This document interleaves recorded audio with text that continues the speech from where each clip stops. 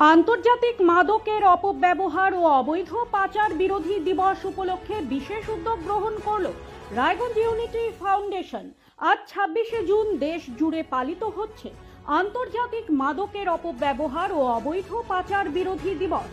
তারই অঙ্গ হিসেবে রায়গঞ্জের স্বনামধন্য একটি নেশা মুক্তি কেন্দ্র শুরুতে রায়গঞ্জ স্টেশনের 2 নম্বর প্ল্যাটফর্ম থেকে শুরু করে বকুলতলা মোড় পর্যন্ত পদযাত্রা আয়োজিত করে। তাদের বার্তা, এখনো যারা মাদকের প্রকোপে পড়েননি তারা যেন কোনোভাবেই এই সর্বনাশা নেশার জালে না পড়েন, আর যারা মাদকের নেশায় পড়ে গেছেন তারা এই নেশা ছেড়ে বেরিয়ে আসুন। সুস্থ সমাজ গড়তে প্রয়োজন নেশামুক্ত সমাজ। নেশাকে দূরে সরিয়ে সামাজিক কাজে যেন তারা প্রত্যেকে অগ্রণী ভূমিকা পালন করতে পারে, সে উদ্দেশ্যে এদিন একটি রক্তদান শিবিরে আয়োজনও করা হয় উদ্যোক্তাদের পক্ষ থেকে। গ্রীষ্মকালীন রক্ত সংকটের পাশাপাশি চলছে নির্বাচনী বিধিনিষেধ, যার ফলে রায়গঞ্জ ব্লাড ব্যাংক রক্তশূন্য অবস্থায় পড়ে আছে। তাদের এই উদ্যোগে যদি কিছু মানুষের জীবন বাঁচে তবে সেটি হবে এই বিশেষ দিনটির সার্থকতা বলে জানিয়েছেন উদ্যোক্তারা। দাদা, আপনার নাম ও কি দায়িত্ব আছে? আমার নাম প্রসেনজিৎ সেন, আমি সেক্রেটারি রায়গঞ্জ ইউনিটি ফাউন্ডেশন। আজকে আপনাদের কি কর্মসূচি চলছে? আজকে 26শে জুন আন্তর্জাতিক মাদকের অপব্যবহার ও অবৈধ পাচার বিরোধী দিবস।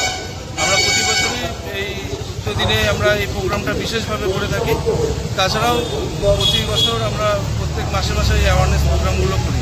তাই এই দিনে আমরা এই বিশেষ দিনে আমরা বিশেষভাবে আজকে এই প্রোগ্রামটা করছি রায়গঞ্জ শহরে। বললাম যে এই যে মাদক বিরোধী দিবস পালন করা হচ্ছে, বর্তমান সমাজে কি মাদকের ব্যবহার কমেছে বলে আপনি মনে করেন?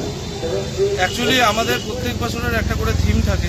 আমাদের মূল লক্ষ্যটা হচ্ছে যাতে যারা যারা এখনও ভিকটিম হয়নি, এই মাদকের ড্রাগের ভিকটিম হয়নি, তারা যাতে আর কোনো রকমভাবে এই মাদকের মারণ জালে না পড়ে সেদিকটার উপরে একটা অ্যাওয়ারনেস প্রোগ্রাম করা, এবং যারা যারা মাদকের জালে পড়ে গেছে তাদেরকে সেই জায়গা থেকে উঠিয়ে নিয়ে আসা। আমরা এই দুটো জায়গাতেই কাজ করছি এবং এর সুফল রায়গঞ্জের বুকে এখন প্রচুর জন রয়েছে যারা এই নেশার মাদক থেকে উঠে এসেছে। কি বার্তা দেবেন আজকে? আমি একটাই বার্তা দেব, মাদকের অপব্যবহার হচ্ছে একটা ট্র্যাপ। এই ট্র্যাপের ফলে জীবন নষ্ট হয়ে পড়ছে। কেউ এই ট্র্যাপের মধ্যে যাতে না যায়, আর যারা যারা এই ট্র্যাপের মধ্যে পড়ে গেছে তাদের পক্ষে পসিবল এই জায়গা থেকে উঠে আসা।